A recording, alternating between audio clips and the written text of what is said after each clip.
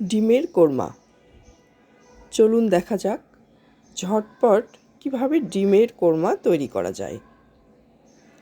পোলাওয়ের সাথে খেতে মজাদার তরকারিটির নাম কিন্তু কোরমা। কড়াইয়ে কিছুটা তেল গরম করে নিয়ে আগে থেকে সিদ্ধ করে রাখা কয়েকটা ডিম আমি হালকা করে ভেজে নেব। মাঝারি আঁচে ডিমগুলো নাড়াচাড়া করে হালকা করে ভেজে কড়াই থেকে তুলে নেব।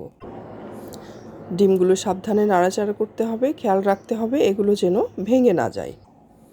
কড়াই থেকে ডিমগুলো তুলে নিয়ে একই তেলে আমি 3টা সাদা এলাচি, 1 টুকরো দারুচিনি আর একটা তেজপাতা দিয়ে দেব।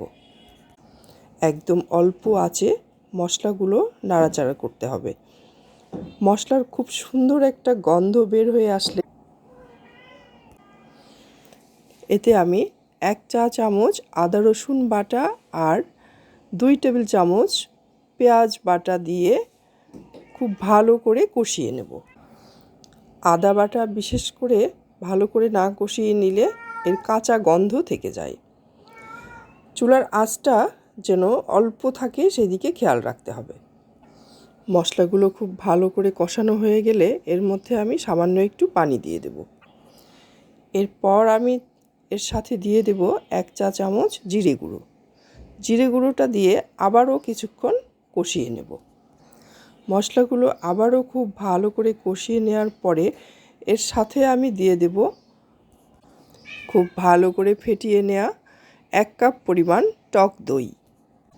মশলার সাথে দইটা খুব ভালোভাবে মিশিয়ে নেব।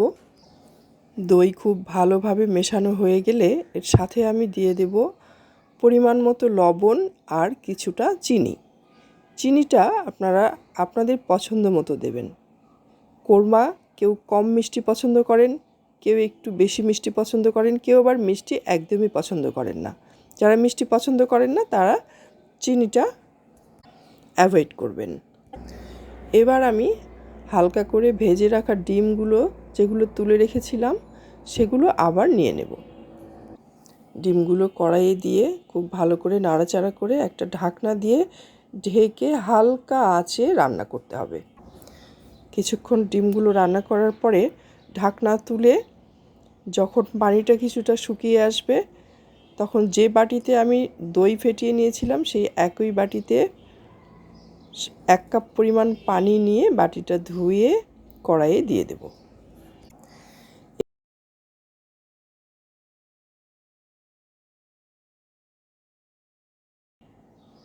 এবার আমি 4-5টা কাঁচামরিচ মাছ বরাবর ভেঙে ডিমের সাথে যোগ করে দেব। তারপর আবারও কিছুক্ষণ ঢেকে রান্না করব।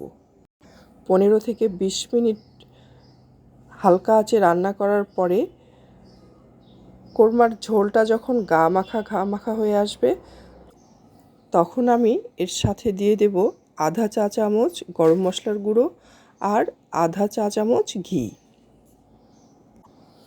একটু নাড়াচাড়া করে আবারও ঢেকে দেব 5 মিনিটের জন্য। ব্যাস হয়ে গেল আমার ডিমের কোরমা। সব শেষের সাথে আমি যোগ করে দেব একটুখানি পেঁয়াজ বেরেস্তা। তারপর পরিবেশনের পালা।